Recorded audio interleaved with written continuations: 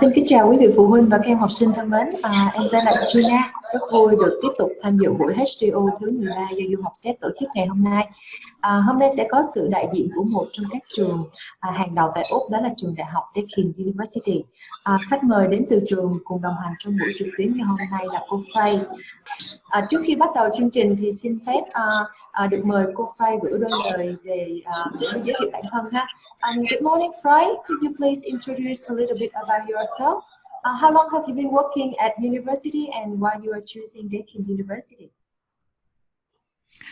Hi everyone, I'm Freya. I'm the International Manager at Deakin University. I'm based in Geelong, Australia at one of our gorgeous campuses, and it's so lovely to meet you all today.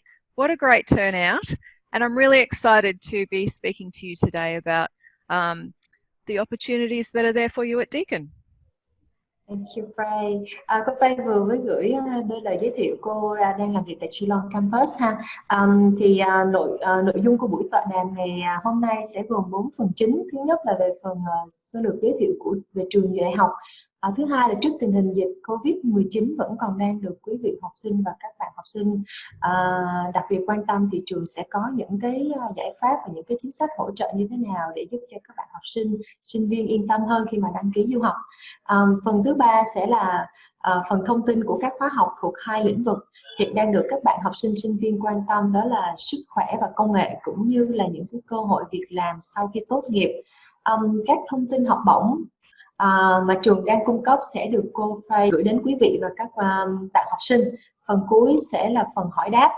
Nếu trong buổi tọa đàm ngày hôm nay quý phụ huynh và các bạn học sinh có các câu hỏi nào thì cứ việc gửi vào một chat box ở bên phía tay phải màn hình để trường và Du học SET cũng có thể giải đáp kịp thời. Trong trường hợp thời gian không đủ để trả lời toàn bộ thắc mắc thì xin quý vị phụ huynh và các bạn học sinh cứ để lại thông tin liên lạc, ví dụ như email hoặc là số điện thoại, nhân viên Du học SET sẽ chủ động liên hệ để trả lời cụ thể sau buổi hỏi đáp. Đầu tiên cô Faye sẽ có đôi nét giới thiệu về trường đại học Deakin ha. Hi Faye, could you please provide some more information about the Deakin University? Sure. Okay, so welcome again everyone. It's lovely to see all those people here. And today I'm just going to give you a little introduction to Deakin University and also to a couple of areas. I know if you're doing the VCE or if you're currently finishing up your studies, you're thinking about your future opportunities, what kind of courses you'd like to study. And I've focused today on two areas that I am seeing rapid growth and lots of industry demand for jobs of the future. Gina, did you want me to pause so you could translate every few sentences? You can continue after the slide finished. Okay.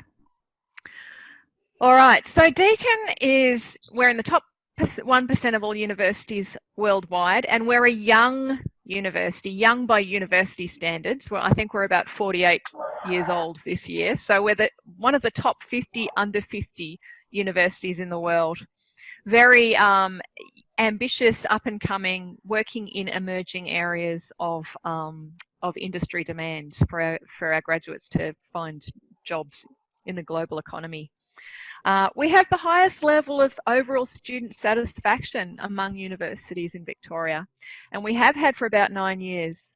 And that's because the students at Deakin are very much the centre of what we do, and we are very committed to trying to make sure that every Deakin student has a very constructive experience academically, but also feels supported and welcomed, and has a really very happy time while they're at Deakin, and makes lots of useful contacts, learns lots of new ideas, and makes lots of new friends.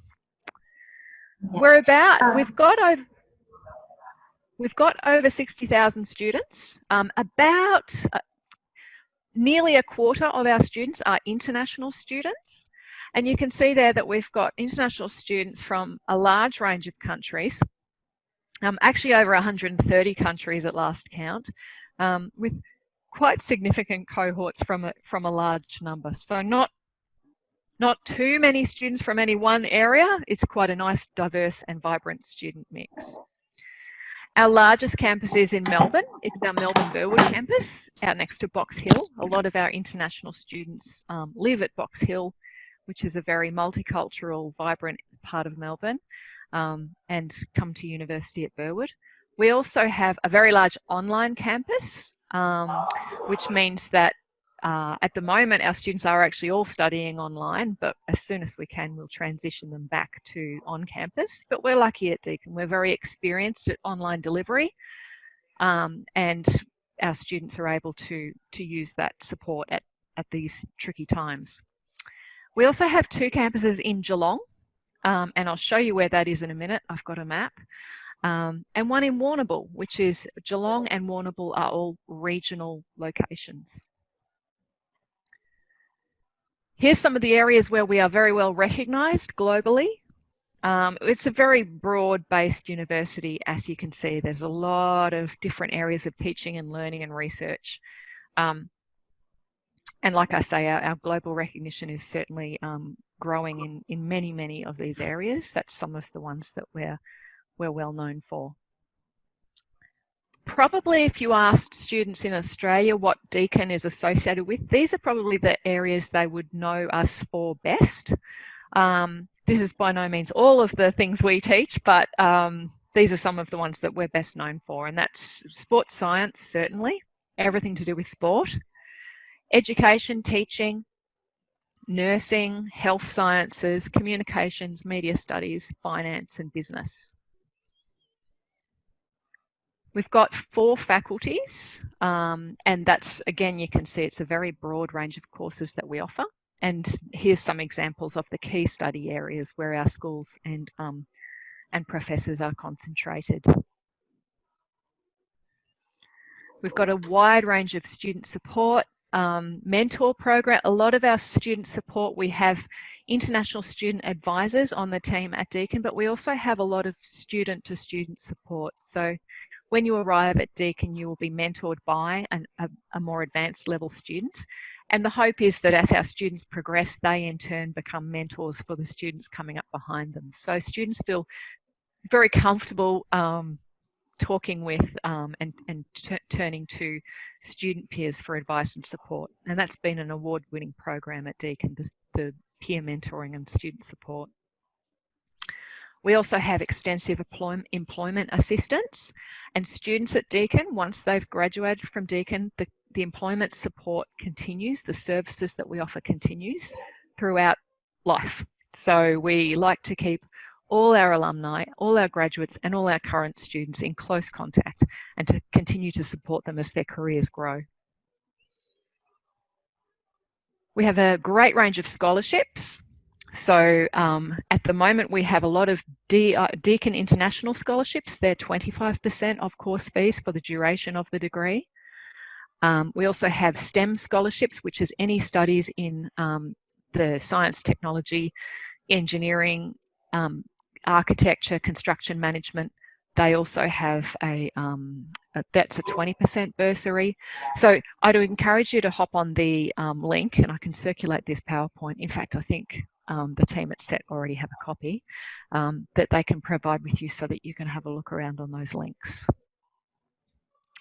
So today I was going to talk to you about a couple of areas where I'm seeing strong industry demand for graduates. Hi, Frank, can you just stop a little bit here so I give Sure. the audience a little bit of translation. Okay, thank you, Frank, for sharing such interesting information about the university. Gina xin phép được sơ lược lại những cái thông tin mà cô vừa cung cấp ha.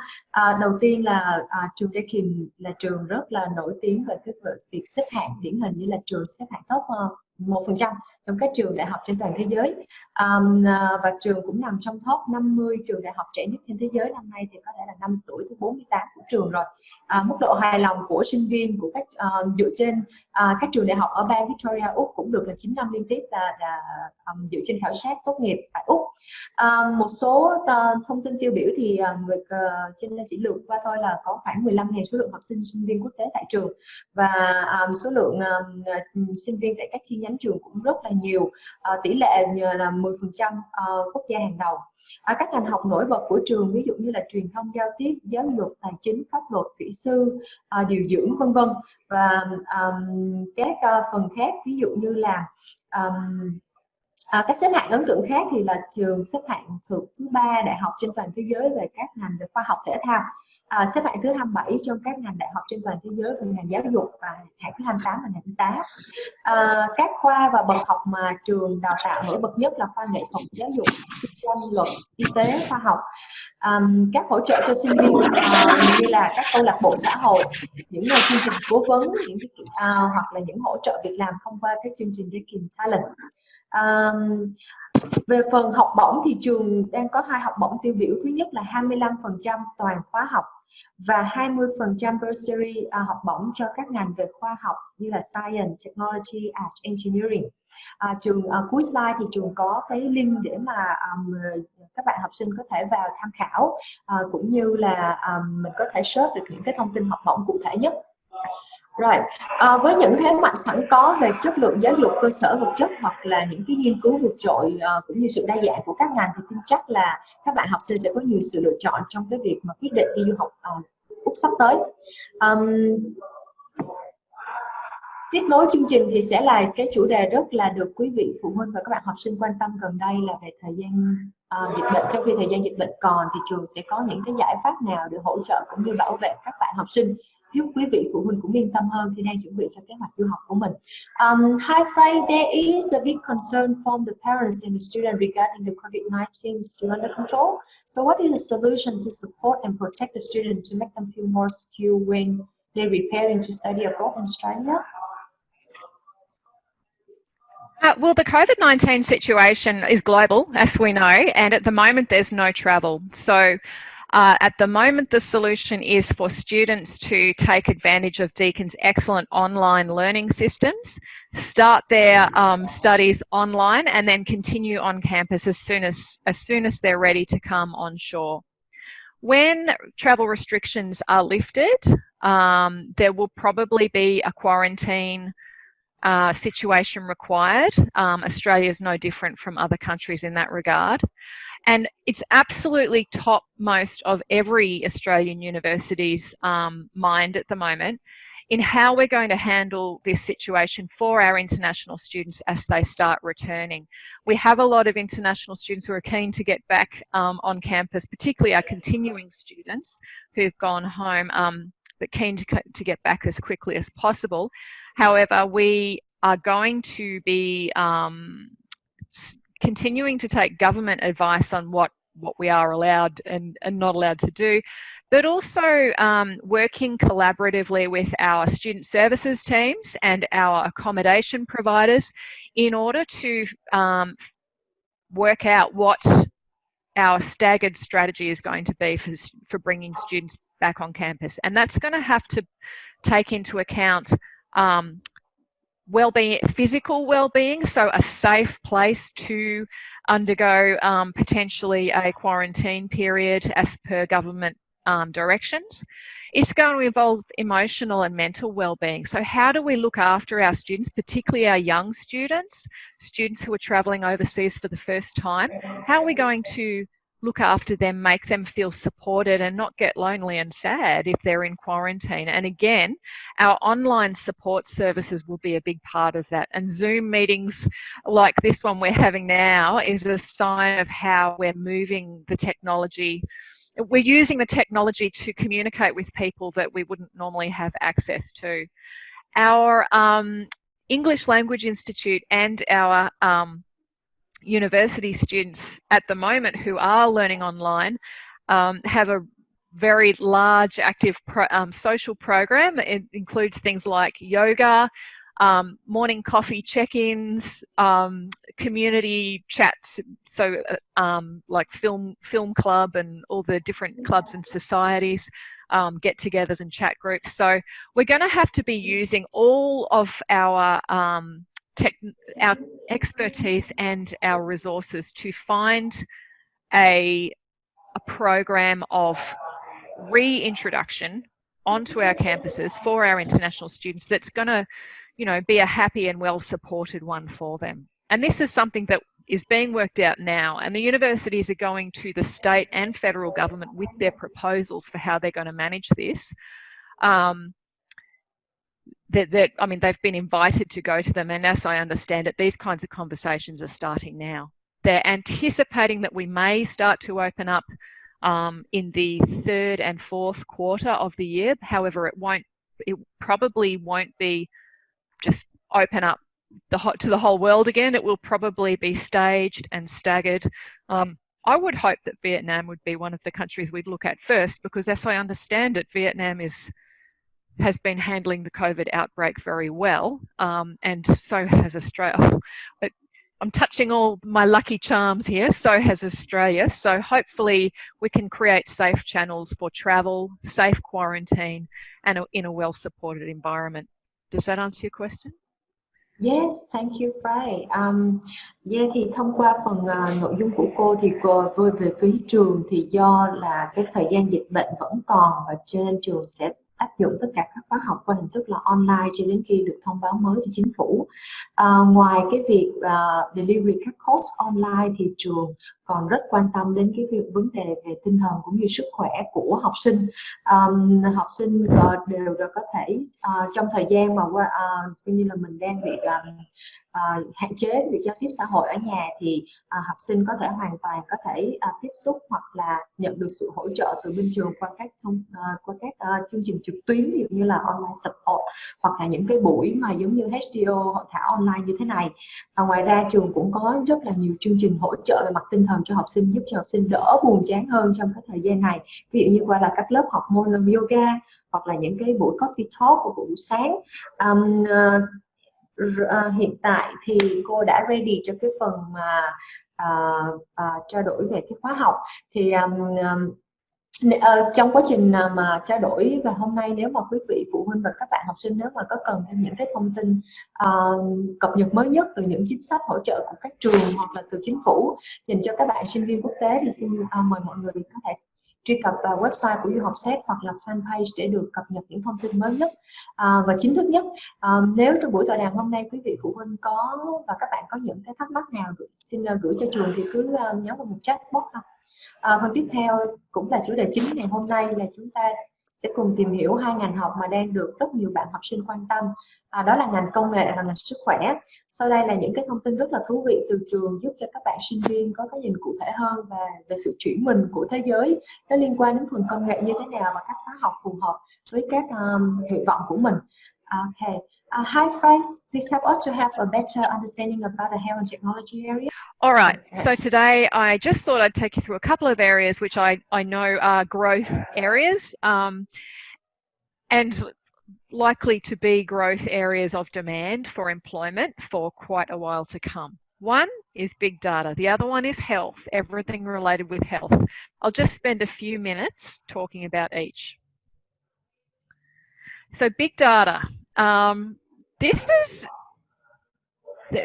is the kind of area where Deakin has gotten into this very early, from both our business school side and our IT school side. So both the technical and the management use of big data. So depending on whether you're a more strategic businessy type person or a building technological technology type person, there's big opportunities for both kinds of minds in the area of big data. So from a business perspective, for example, all those questions that businesses have about us, and they know so much about us and our behaviour and our decisions, largely because of the use of big data. And here's some great examples that hopefully we all know. Big companies like Amazon.com, I think their logo is what you want before you want it. So big data, the use of big data is how they set their designs and algorithms to understand the behavior of their customers and meet their needs so quickly and so efficiently, and we keep going back. Airbnb, Netflix, design of programs for entertainment. All these are some examples of the huge capacity of this area. Analytics, data analytics, these are some of the areas that are growing now. So augmented reality, artificial intelligence, behavioral analytics. You may have heard of a lot of these things. You've most likely experienced them as a consumer and perhaps also as a in your business. This is just a quote from a couple of years ago now, but to give you an idea of the scale of the demand. So 97.2% of Fortune 1000 companies investing in artificial intelligence. So that's just one example of industry growth in this. These are jobs, and now this data is a little bit old at this stage, but it's you can see the trends are continuing, and these are all kinds of artificial intelligence type skills that are in demand. What I said before about business, technology, depending which way you're coming at it from, there are so many opportunities to get involved in the area of analytics or data science. This page is more about the technology side of things. So big data is all about managing the data and keeping it true and current, and keeping it clean, so you have accurate information that then feeds into business management decision making. These are some of the typical career outcomes. These are the kinds of areas that data analysts would work in. And I've got a couple of examples. Analytics translator is another one. I've got a couple of examples here of job ads that have recently been up. But if you go to seek.com or any of those job websites and put in analytics, you can see the kinds of jobs that are coming up. And the starting salaries, entry-level data analyst salary there, so that's Aussie $64,000, and that was I think that's also a 2019 posting. So that's for a graduate entry-level position. That's very good. There's a couple of jobs. What I said before about coming at it from a technology angle or coming at it from a business analysis angle, there's a couple of examples of the kind of roles that you'll see advertised for graduates with this academic background. At Deakin, we've got a lot of degrees that have an analytics component or that specialise in analytics. Analytics is across all industries. It's used in health, it's used in entertainment, it's used in retail. So any industry that you get into, there will be a need within that industry for specialists in data and analytics. And I've put here the undergraduate programs, and then also, so you can do a bachelor degree in things like artificial intelligence, business analytics, or a more general Bachelor of IT or Bachelor of Science and major in those areas. A major is a usually around 6 subjects, areas of focus in that area. The other thing you can do is your first degree and then do a postgraduate degree in analytics. So we have people, for example, who have got an undergraduate degree in commerce and they've majored in marketing and finance, and then they'll come through and they'll do a master's in business analytics, because business analytics will inform the knowledge that they've already picked up in the business and in the marketing and finance areas. I've got a link here to our Find a Course page. If you are thinking about what you are interested in doing in the future, I really encourage you to hop on that page and have a look around. You can browse by interest area. And if you click on, for example, marketing or analytics, it will take you through to the degrees that we offer in that area. And it will also give you the career outcomes, so the kind of roles that our graduates of those degrees have worked in. One of the areas that we're using big data and analytics at Deakin is in our student teaching and learning applications. We have IBM Watson, which is a tool that our students use. It's artificial intelligence at work. It's continuously learning from students' questions and assisting students in a more and more automated way. We've also got Deacon Genie. We've got a little video about that. Genie là một phần mềm thông minh trực tuyến giúp cho học sinh, sinh viên làm quen với khóa học. Sinh viên có thể sử dụng phần mềm này để hỏi bất kỳ thông tin nào liên quan đến khóa học, ví dụ như là lịch học nè, kỳ thi nè, thời gian biểu nè, hoặc là nhắc lịch đến hạn học bài, báo điểm thi, vân vân. Thì cái phần mềm này tạo ra với các chatbox và là những cái phần mà kết hợp giữa trí tuệ nhân tạo hoặc là nhận diện giọng nói, cũng như là các nền tảng phân tích dữ liệu và các công nghệ khác. Thì chúng ta đang bước qua cái phần trình bày của cô Frey, thì chúng ta đang bước vào cái kỷ nguyên gọi là trí tuệ nhân tạo. Thì trường Deakin University đào tạo rất nhiều những chuyên ngành liên quan đến lĩnh vực này, từ bậc cử nhân cho đến bậc cao học. Các cơ hội việc làm rất là đa dạng, ví dụ như là phân tích dữ liệu, hoặc là phân tích hệ thống, phân tích kinh doanh, hoặc là khoa học dữ liệu, nghiên cứu thị trường, vân vân. Cô có đưa một cái bài ví dụ trên một tạp chí Harvard Business đề cập đến những cái chuyên gia phân tích với đóng góp rất là vai trò quan trọng kết nối những cái chuyên môn kỹ thuật và những kỹ sư dữ liệu mà nhà khoa học dữ liệu sản xuất trong kinh doanh. Đặc biệt hơn là qua cái số liệu thống kê thì trên 97% trên 1.000 công ty đang đầu tư xây dựng hoặc đưa ra những cái sáng kiến về dữ liệu và trí tuệ nhân tạo. Tới đây thì chúng ta sẽ come back lại cái phần của cô để mà cô trao đổi tiếp về cái mảng thứ hai, đó là về các ngành về sức khỏe. Hi Frey, yes, you can continue with the slide about regarding the health area now. So health is a growth area.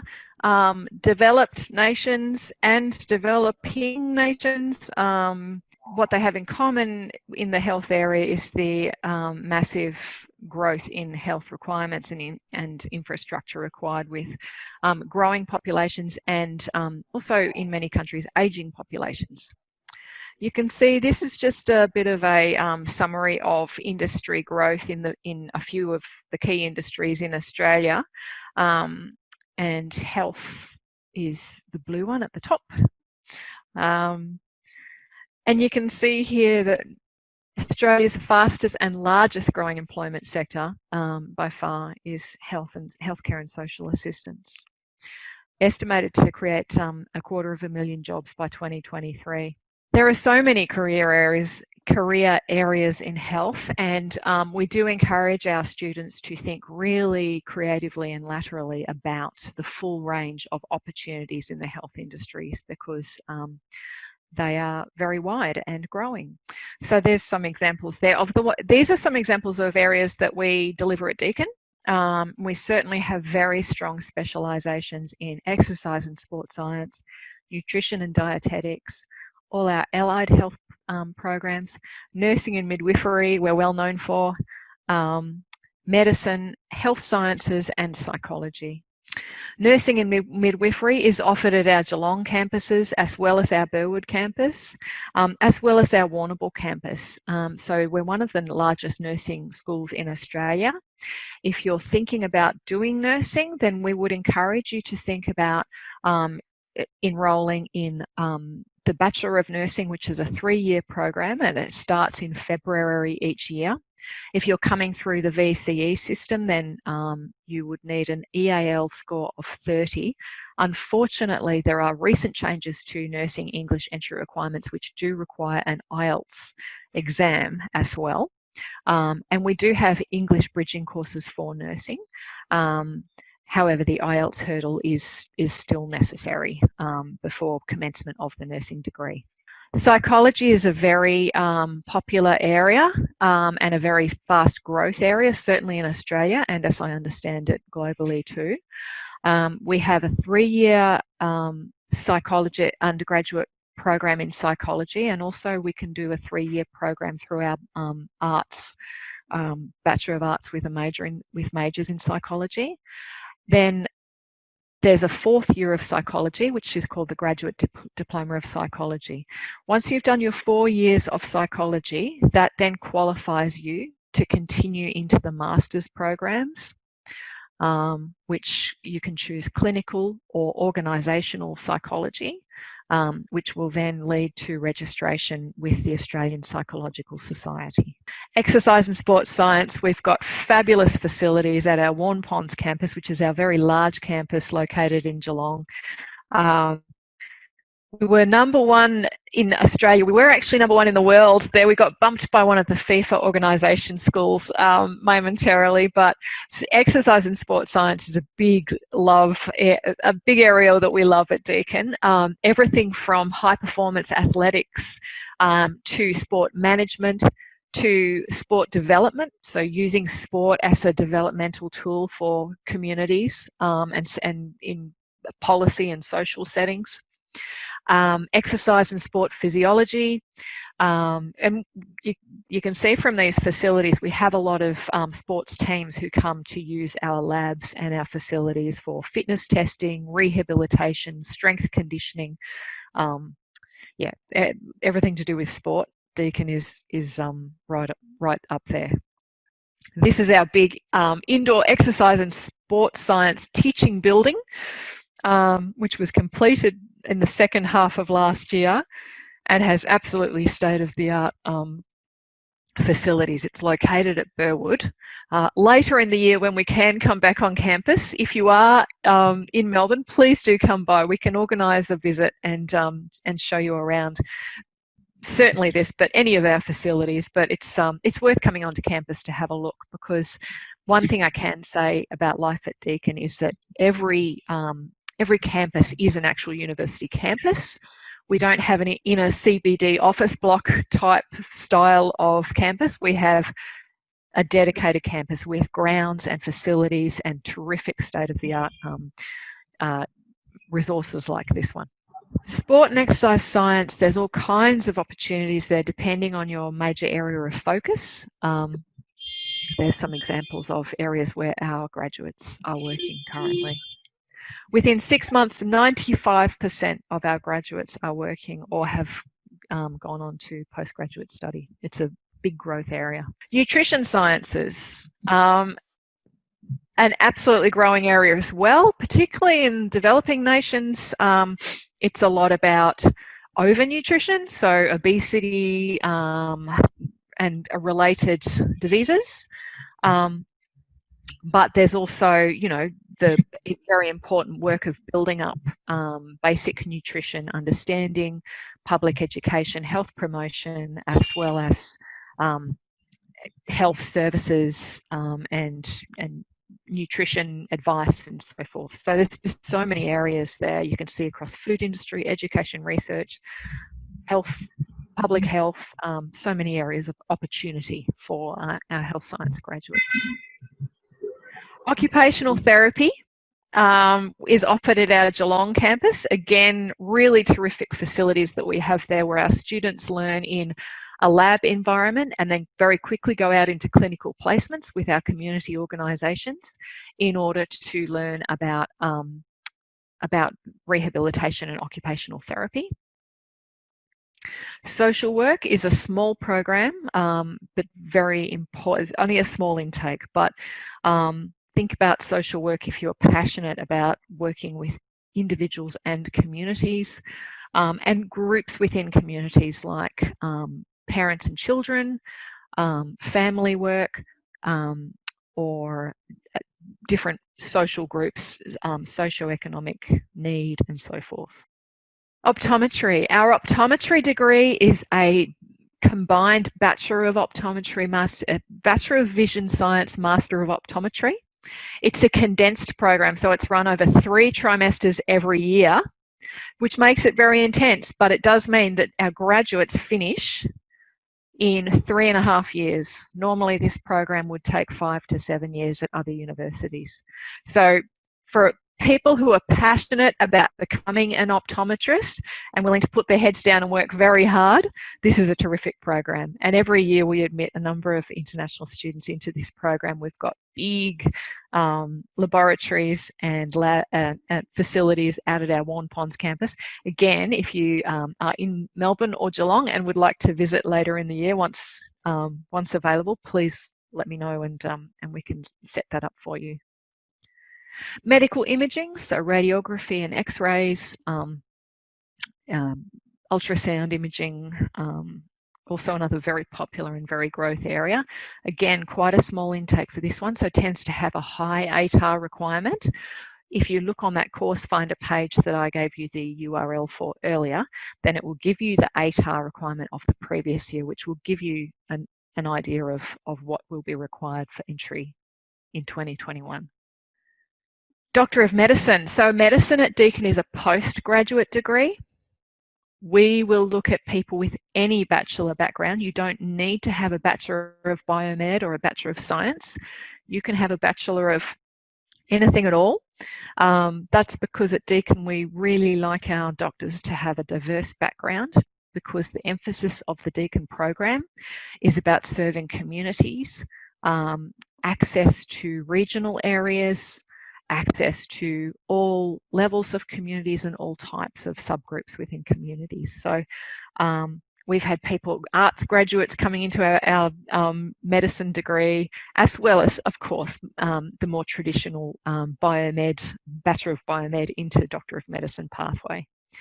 Medicine is assessed based on your academic results in your undergraduate degree, in your first degree, as well as a GAMSAT, which is an independent graduate medicine entry test, as well as an interview, which is a process where they will ask you to talk through a number of scenarios, perhaps a role play, to demonstrate the kind of person you are. That one's about drawing out your personality and understanding what kind of a doctor you would be. And that's all I've got for you.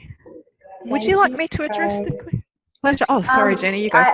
That's okay. I'll do some translation first. Okay. Sure.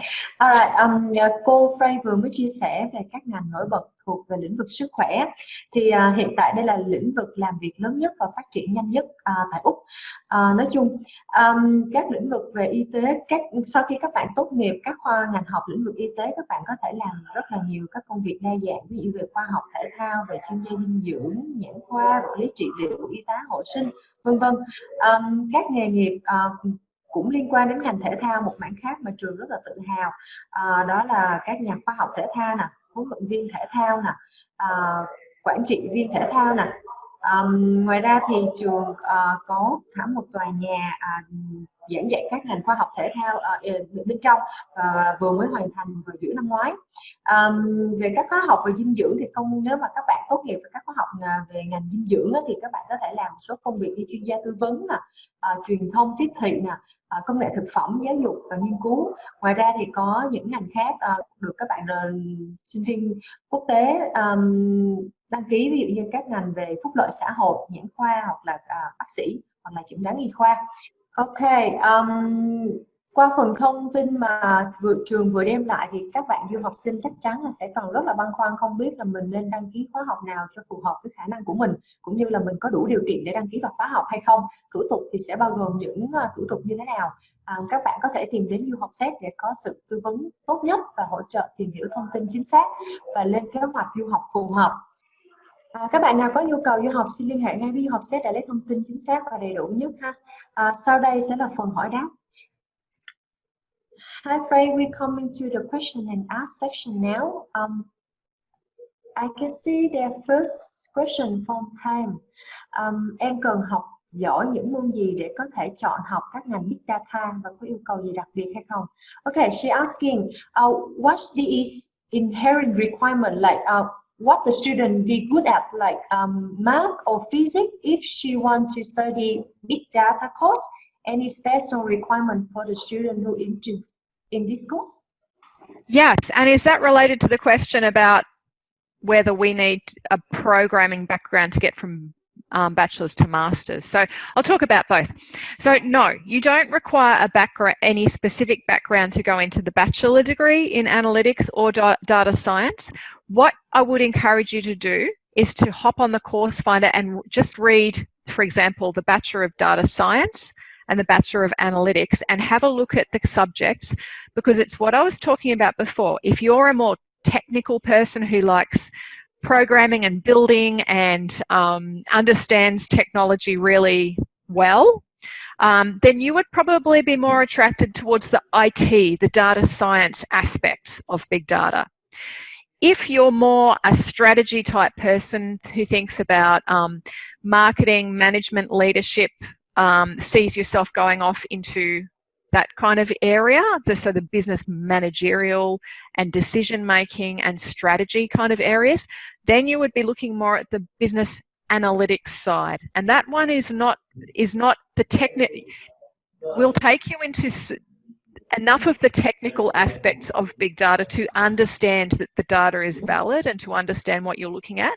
But then the business analytics course is much more about, okay, what do you do with that? What do you do with that information in order to turn that into successful business decisions and that are right for your business? So if you're coming into postgraduate, so relating to the master's degree in analytics, you can come into that with any background.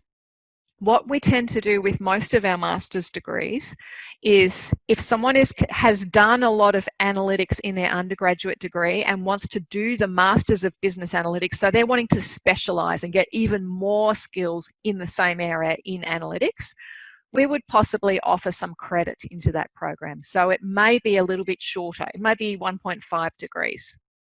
But if you're coming in with a background that has nothing to do with analytics and you're wanting to add analytics to your portfolio by doing a Master of Business Analytics, we would offer you the 2-year program, which would start you off at the beginning and then work you through stage by stage through business analytics as a discipline from the start.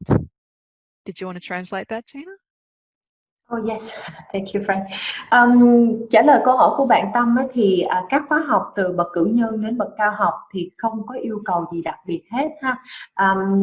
Nếu mà bạn quan tâm những các ngành như là phân tích dữ liệu hoặc là các khoa học thống kê dữ liệu nó liên quan đến big data thì khi mà bạn sẽ được trường hướng dẫn cho các kỹ năng và cái kiến thức chuyên sâu về cái lĩnh vực này nhiều. Và bạn nào mà học cao học nhưng không có bằng cấp liên quan từ cử nhân thì vẫn có thể đăng ký tham dự được và không có yêu cầu về cái requirement. Mà nếu bạn nào có kiến thức từ cái bậc cử nhân rồi, khi mà các bạn lên chương trình cao học thì các bạn sẽ được rút ngắn được thời gian. Okay, we come into next question. Does admission require programming background from bachelor to get into master degree in analytics? I think this is quite pretty much the same answer with the question earlier, right? Right? Okay, yeah. Thì cũng tương tự như câu hỏi của bạn Tâm là trường sẽ không có yêu cầu nào đặc biệt. Ví dụ như là bạn phải biết hiểu về cái phần thiết kế phần mềm hoặc là lập trình khi mà các bạn muốn học những chương trình về bậc cử nhân hoặc cao học ha. One question from Kai: is there any internship opportunity for technology students? Yes, and I've given the link there, which goes into considerable detail about our work integrated learning opportunities in that faculty. And in fact, every faculty at Deakin has that information. So we're very well Google optimized. So you can just search Deakin Science work integrated learning if you want to, or I can send you links. Pretty much every undergraduate degree at Deakin has a work internship or a work integrated learning opportunity built into it. Not every student will successfully find an internship opportunity that they can utilize, but we will do everything we can to put students in touch with the prospective employers. The other thing we do is we bring real life projects onto campus, and so we'll have groups of our students on campus working on projects for an employer and getting feedback and industry experience that way. So if you're looking on that find a course page, you'll see that by second and third year, there's the subject name you're looking for is work integrated internship or industry internship. It's actually built into the course, so you will get credit towards your course for your industry industry unit enrollment. Thank you, Frank. Next questions. Yes, in Vietnamese. Hiện tại các khóa technology của mình có học bổng hay không ạ? Frey, she asking, is there any scholarship under technology? Yes, that's the STEM scholarship I was referring to before. do hop on that website and have a look. The two that you would be looking for if you were looking at a technology degree would be the Deakin STEM scholarship. That's 20% off fees. Or depending on your previous average mark, the Deakin International Scholarship, which is a little bit more, it's 25% of your fees for the duration of your degree. Ok. Huệ ơi, cô vừa mới confirm là mình sẽ có học thông tin về học bổng của trường Technology tại website của trường, hoặc là hiện tại thì mình có các học bổng 20% cho các ngành về Technology STEM thì có tên gọi là Deakin STEM ha. Ngoài ra thì tùy vào cái điểm mà mình nộp khi mà mình đăng ký với trường, điểm trung bình đó thì mình sẽ có một cái phần học bổng cao hơn, đó là 25% ha. Okay, next question from Nguyễn Diệu. If I'm not sure which area in analytics, can I move from this course to another course? Or do they can have any general course so that the student can join before they decided to their major? Great question. You'll actually see, if you look on the Finder course and look at degrees like the Bachelor of Business or the Bachelor of Commerce, you will see that that is a fantastic first business degree which offers a number of core subjects in the first year and a half. And those core subjects are a lot of introductory subjects about the various areas within business. So you'll do a little bit of finance, you'll do a bit of marketing, you'll do a little bit of strategy and analytics. This is what gives students the chance to find their feet, get used to studying and get confidence as learners, and also get much more of an idea about what areas within business studies actually interest them. And so then by the time you're in, I think it's the second half of your first year, you would sit down, and this process is all very supported. You actually sit down and meet with your course advisor from your faculty. And you say, okay, so I'm thinking that I'm finding the areas most interesting to me are marketing and analytics. And then you will map out your course plan with your course advisor so that you can do a major in marketing and a major in analytics. So I would recommend, if there's two kinds of options here. If you're like, business analytics is for me, I want to do business analytics, that's where my life purpose lies, you could enroll in the Bachelor of Business Analytics. It will be all about analytics. That's all you have to do. But if you're the kind of student, which was absolutely who I was, who's like, oh, well, I'm interested in business, but I'm not really sure what my area of specialty is. I'm not sure what I'm most interested in. I'd like to do a little bit of general business kind of studies and then be introduced to the various areas that I can focus on. Then I would be looking at a Bachelor of Commerce or a Bachelor of Business. Does that help? Same, and by the way, same if you are interested in health. The Bachelor of Health Sciences gives you the same opportunity. Some core subjects at the start that introduce you to a range of health-related programs, and then the opportunity to specialise as you go further into your degree. In arts and humanities, you can do a Bachelor of Arts or a Bachelor of Communications. Same thing. You'll get a feeling early on for what you're most interested in, and then you can pursue that in a major in your second and third year. Thank you, Ray. We have another question from T. I can see that Genie is a great app with voice recognition, but I have concern about data privacy. What sort of data that a uni is currently using for analytic purpose? Great question, T, and you're very wise. I like to see people going, what about privacy? I think that's very, very smart in today's world. And actually, just by the way, I did mention in my presentation, cybersecurity is another area. Certainly, it's part of the big data suite of courses, and it's one to think about because it is such a growth demand area. And as we see in the media, it's regularly an issue, and it's going to be an area that keeps evolving and keeps having an urgent need for people trained in that area. So that's just an aside. So in terms of data collection, look, like any organisation, the university will declare, and it's in your letter of offer, the information you divulge. I'm sure you're aware Australia has quite strong privacy protection legislation, and the university absolutely complies with that. So it's things like no one can collect your information without your consent. We can only use your data for the purposes for which we collected it. We can't just then on-sell it or use it for other things. So there's all that kind of basic framework. When it comes to utilising something like Genie, it's like any app. You as the user would make the decision. Now, Genie is not compulsory. It's there. It's available for our students, and it uses the information that we have internally on things like your timetable and your subject selections and the assignment information that the unit chairs hold.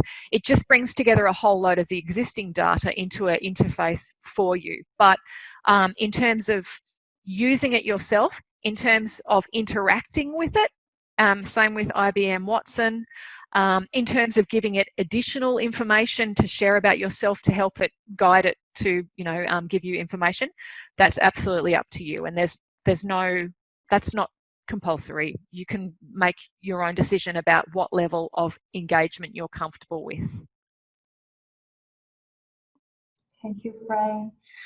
All right. Hopefully T's happy with this answer. Huh? Oh, hi T, there you are. Hello. Yes, she on. Okay, next question from Miss Term. Will Deakin support international students find placement when studying Bachelor of Nursing?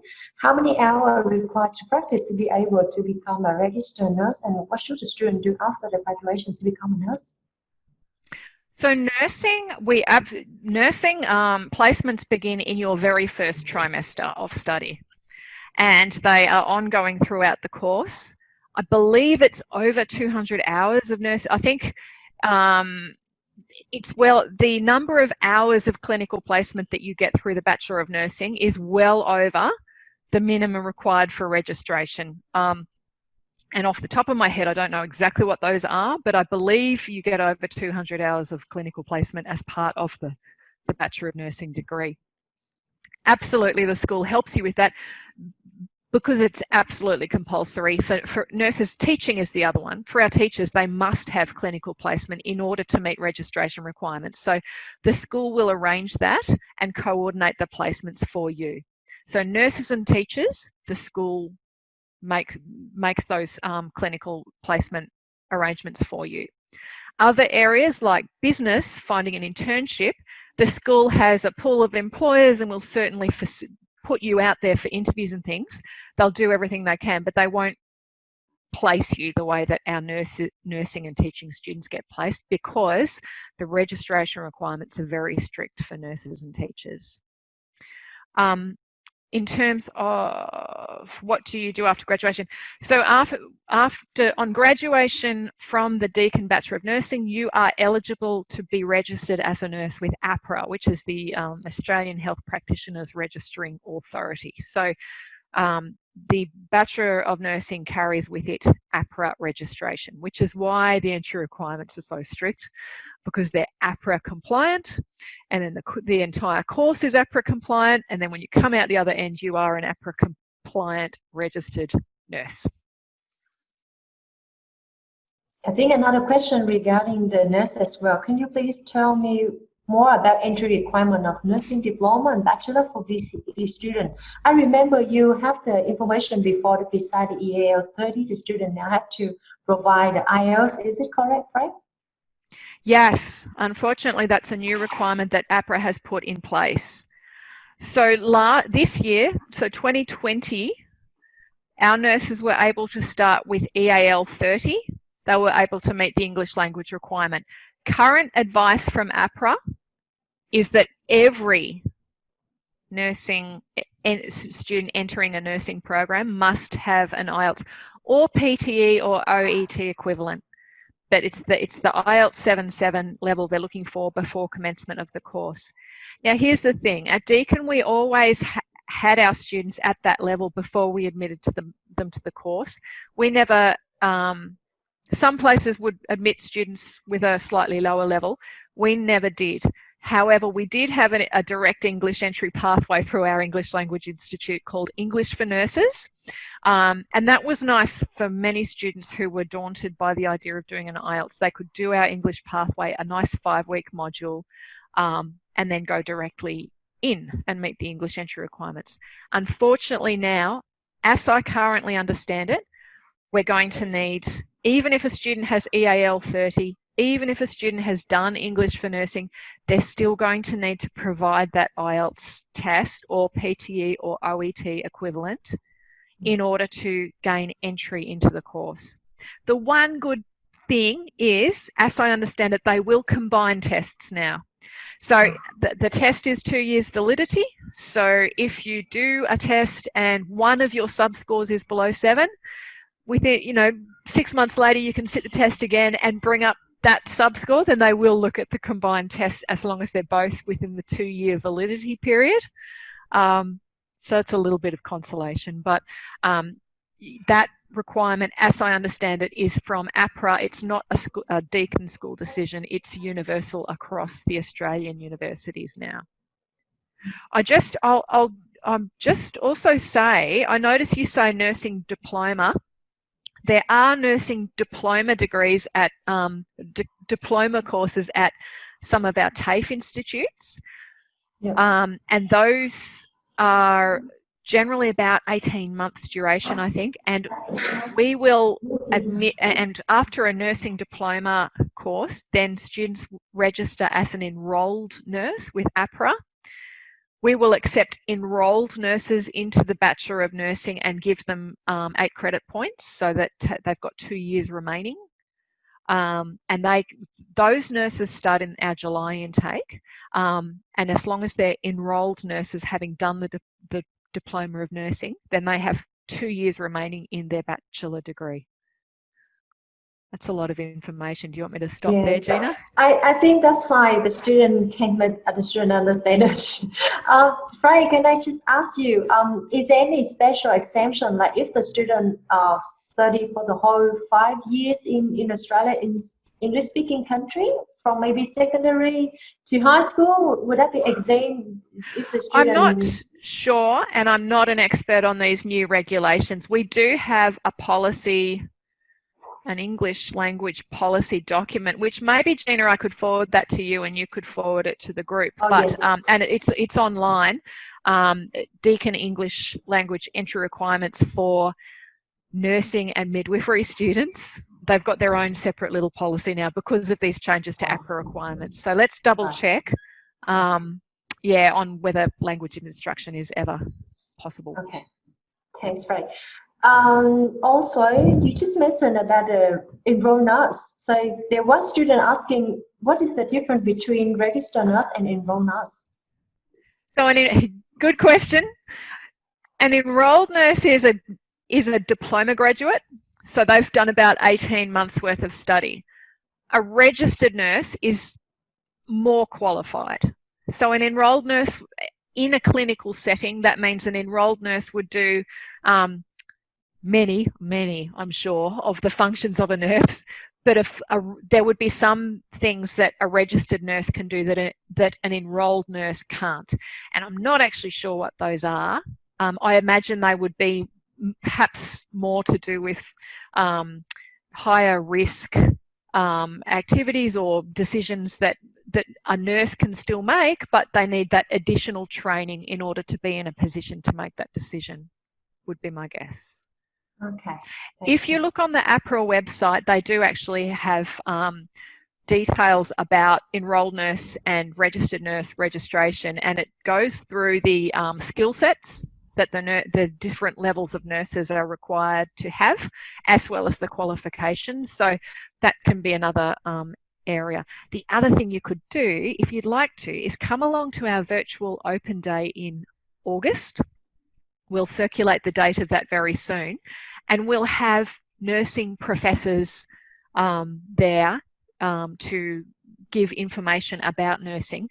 The other thing is keep an eye on our website for our webinars. We've got a lot of informational webinars across the different courses and discipline areas, and we regularly have webinars for nurses or for students who want to come into our nursing program. Right. I think another question. After completing Bachelor of Nursing, can I study Bachelor of Nursing and Midwifery? What degree I can get if I can study 2 courses? So sorry, after nursing, can you study midwifery? Yes, what degree I can get if I study 2 courses? I think she asking combining between nursing and midwifery. Yeah, so that the 3-year degree is the Bachelor of Nursing. We also have a double degree, Bachelor of Nursing, Bachelor of Midwifery, and that's a 4-year program.